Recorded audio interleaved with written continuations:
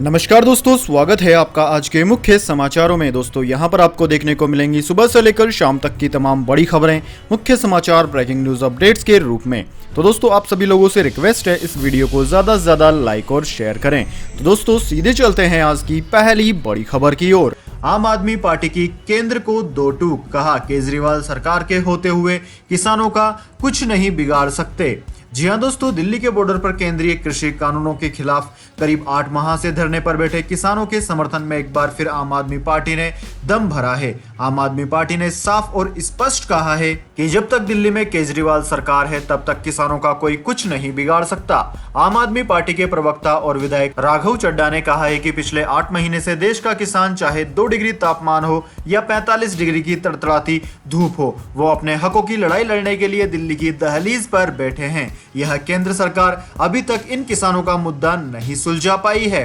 राघव चड्ढा ने आगे कहा कि आम आदमी पार्टी भाजपा को यह कहना चाहती है कि जब तक दिल्ली में अरविंद केजरीवाल की सरकार है तब तक किसी भी किसान का बाल भी बांका नहीं किया जा सकता। हम लोग इंसाफ के हक में हैं। आम आदमी पार्टी न्याय चाहती है, बदला नहीं चाहती। आप बदले की भावना से केजरीवाल सरकार के पब्लिक प्रोसिक्यूटर को हटाकर बीजेपी के पब्लिक प्रोसिक्यूटर को लाना चाहते हैं। देश के किसानों ने बड़े बड़े घमंडी नेताओं को नीचे उतारा है, बड़ी बड़ी सरकारों को हटाया है, इसलिए देश के किसानों को कम नहीं आंकना चाहिए। देश का किसान जब एकजुट होकर अपने मत की ताकत से जवाब देगा तब आपको पता लगेगा। इसका थोड़ा सा नजारा आप अभी पश्चिम बंगाल में देख कर आए हैं।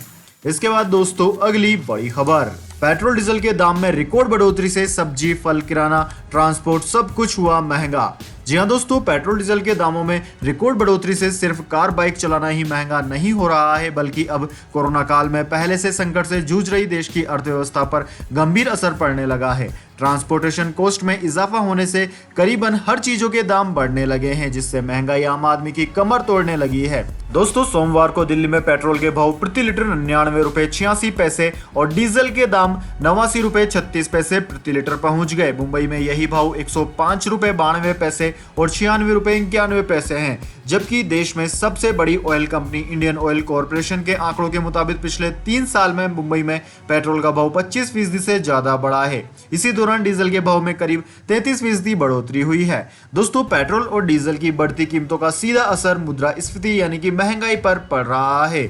दूसरी ओर कमोडिटी की कीमतों में भी तेजी का रुख है। यही नहीं, छोटे छोटे लेकिन जरूरी चीजों के दाम बढ़ गए हैं।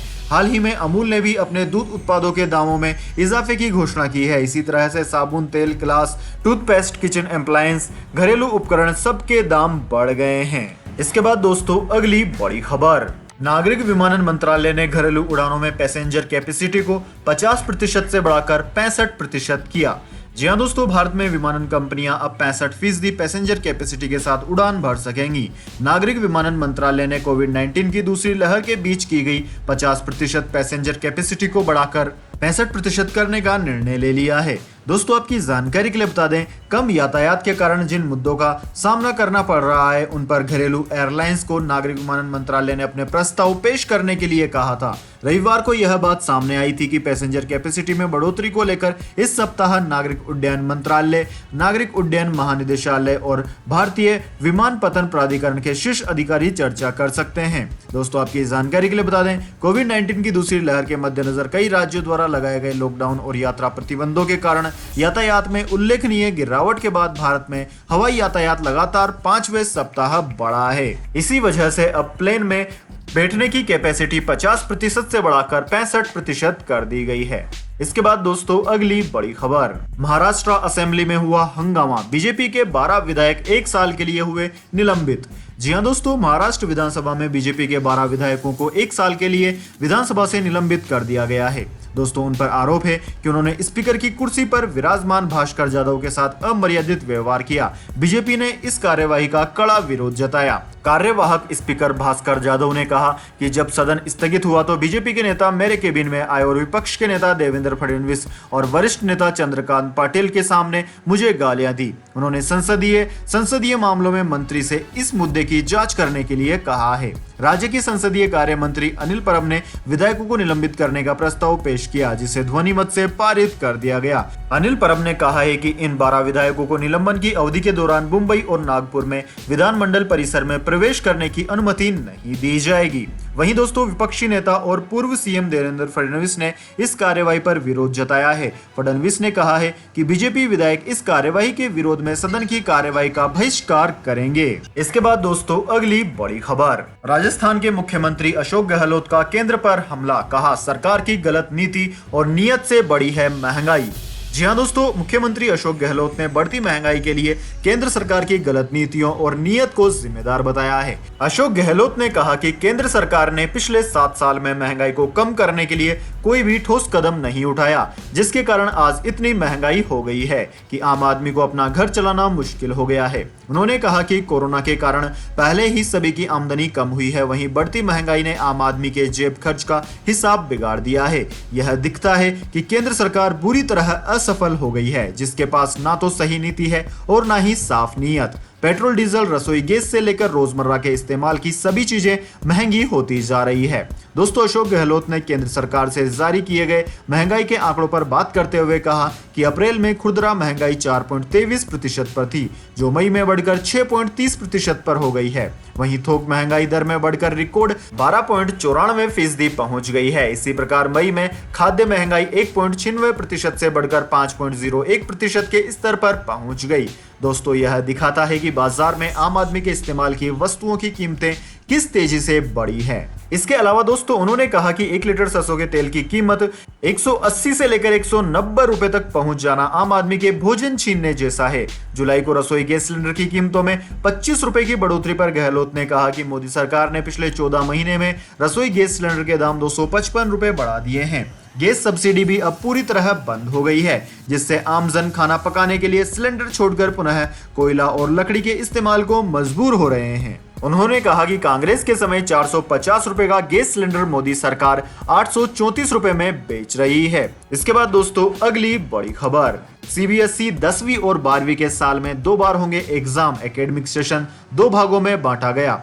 जी हां दोस्तों, सीबीएसई 10वीं और 12वीं के छात्रों के लिए बड़ी खबर है। सीबीएसई की 10वीं और 12वीं के एकेडमिक सेशन को 50-50% के सिलेबस के अनुसार 2 भागों में बांटा गया है। पहली परीक्षा नवंबर-दिसंबर में, जबकि दूसरी परीक्षा मार्च-अप्रैल में होंगी। 2022 की 10वीं-12वीं बोर्ड परीक्षाओं की योजना को लेकर सीबीएसई का कहना है कि इंटरनल असेसमेंट और प्रोजेक्ट वर्क को और ज्यादा विश्वसनीय और वैलिड बनाने के प्रयास जारी रहेंगे। इससे पहले बोर्ड ने इस साल होने वाली 10वीं-12वीं की परीक्षा कोरोना के चलते रद्द कर दी थी। दोस्तों, सीबीएसई ने कहा है कि एकेडमिक सेशन 2021-22 में की गई सभी मार्किंग के लिए छात्रों की एक प्रोफाइल बनाई जाएगी। इन सभी का लेखा जोखा एक डिजिटल प्रारूप में रखा जाएगा।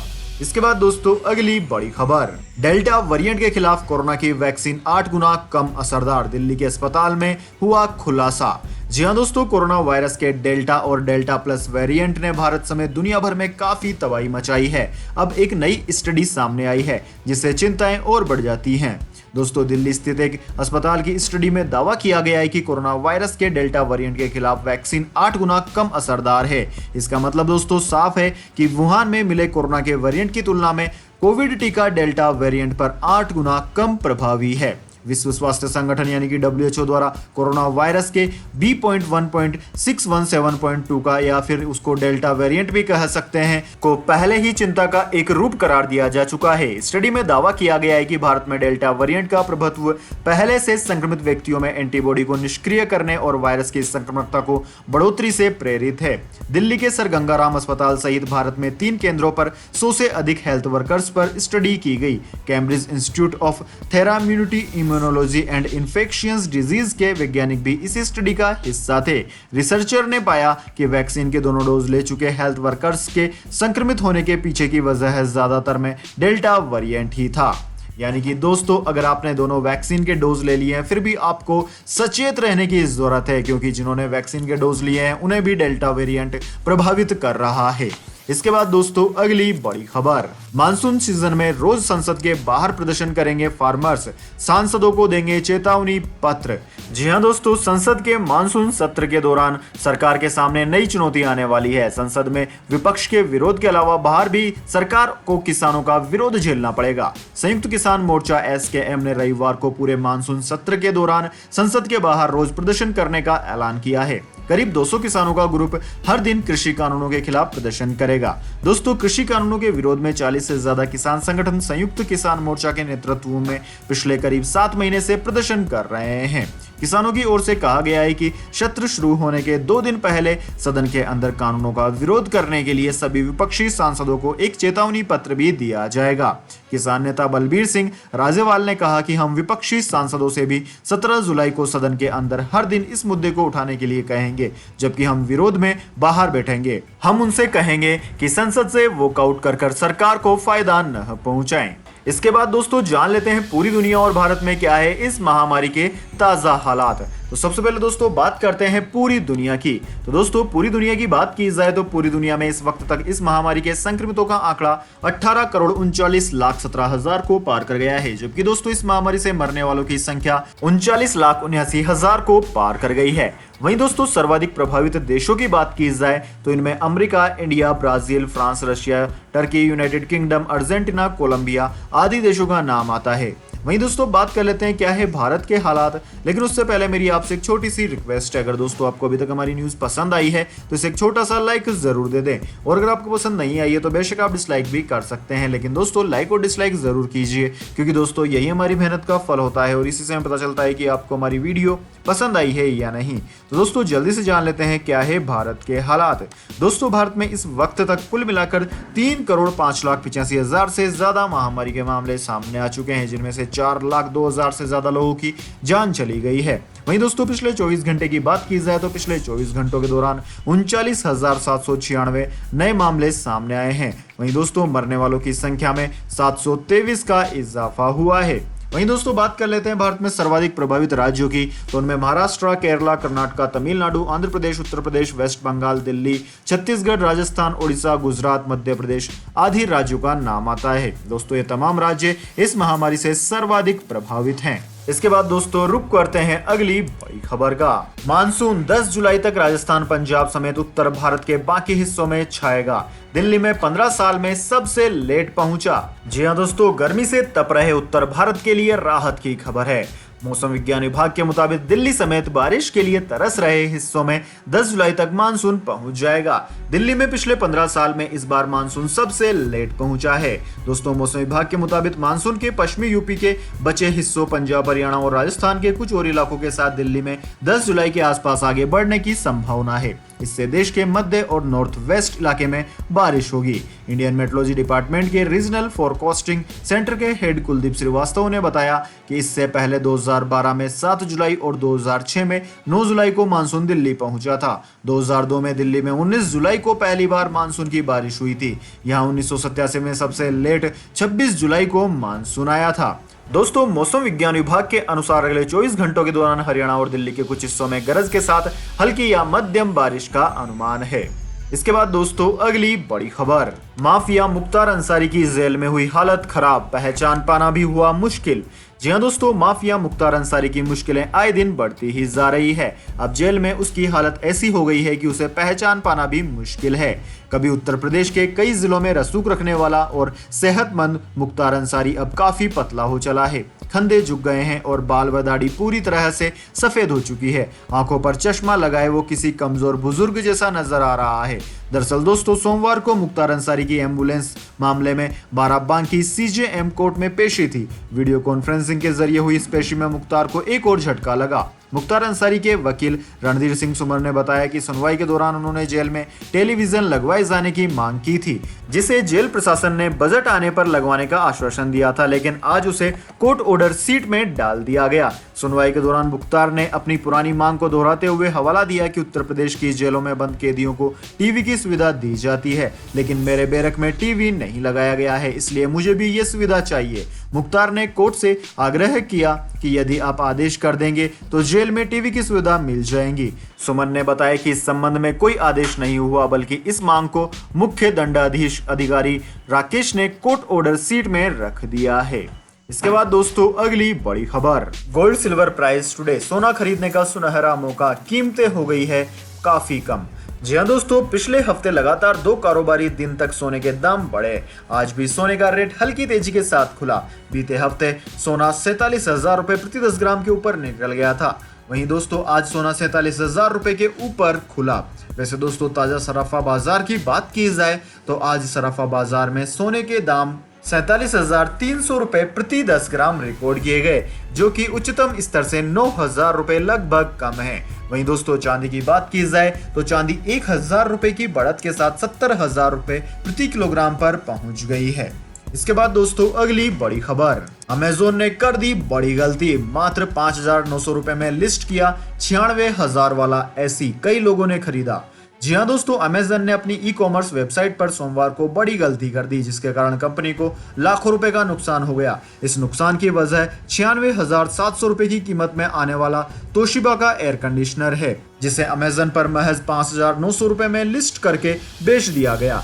जब तक कंपनी को अपनी गलती के बारे में पता चला तब तक कई लोगों ने यह प्रोडक्ट खरीद लिया था। इतना ही नहीं, तोशिबा के 8.8 टन वाले 5 स्टार इन्वर्टर के साथ ग्राहकों को 278 रुपए की EMI का ऑफर भी दिया गया। जब लोगों ने 94% के ऑफ वाला ये ऑफर देखा तो उन्होंने बिना कुछ सोचे समझे इसे बुक कर दिया और मौके का फायदा उठा लिया। हालांकि अमेज़न ने अब वही तोशिबा 1.8 टन 5 स्टार इन्वर्टर 59,490 रुपए में एक ग्लास व्हाइट वेरिएंट को 2,800 रुपए की EMI के साथ मूल कीमत से 20% की छूट पर लिस्ट किया है।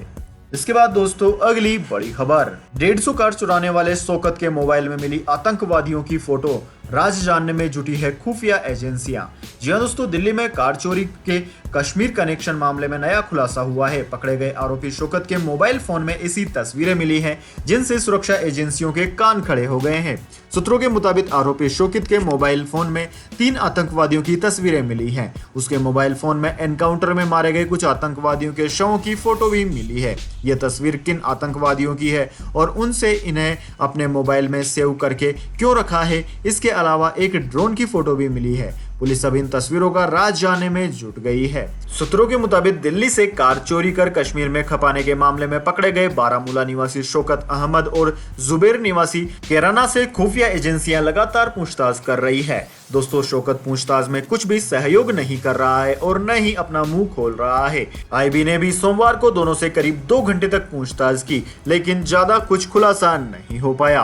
तो दोस्तों यह थी आज की तमाम बड़ी खबरें। इसके बाद दोस्तों बारी आती है आज के माइंड क्यूज क्वेश्चन की। जी हाँ दोस्तों, एक आसान से सवाल का जवाब देकर आप जीत सकते हैं एक अमेजिंग सरप्राइज गिफ्ट हमारे यूट्यूब चैनल की ओर से। तो दोस्तों आज का सवाल आपके स्क्रीन पर आ चुका है। पृथ्वी पर सबसे तेज दौड़ने वाले जीव का नाम क्या है? जी हाँ दोस्तों, अगर आप जानते हैं पृथ्वी पर सबसे तेज रफ्तार से दौड़ने वाले जीव का नाम तो जल्दी से कमेंट बॉक्स में लिख दीजिए। अगर दोस्तों आपका जवाब होता है एकदम सही और आप चले जाते हैं लक्की विजेता के रूप में, तो आपको मिल सकता है एक अमेजिंग सरप्राइज गिफ्ट हमारे यूट्यूब चैनल की ओर से। तो दोस्तों जल्दी से अपना उत्तर कमेंट बॉक्स में लिख दीजिए, वीडियो को लाइक कर लीजिए और चैनल को सब्सक्राइब करके बेल आइकन भी दबा लीजिए। धन्यवाद। वंदे मातरम। जय हिंद, जय भारत।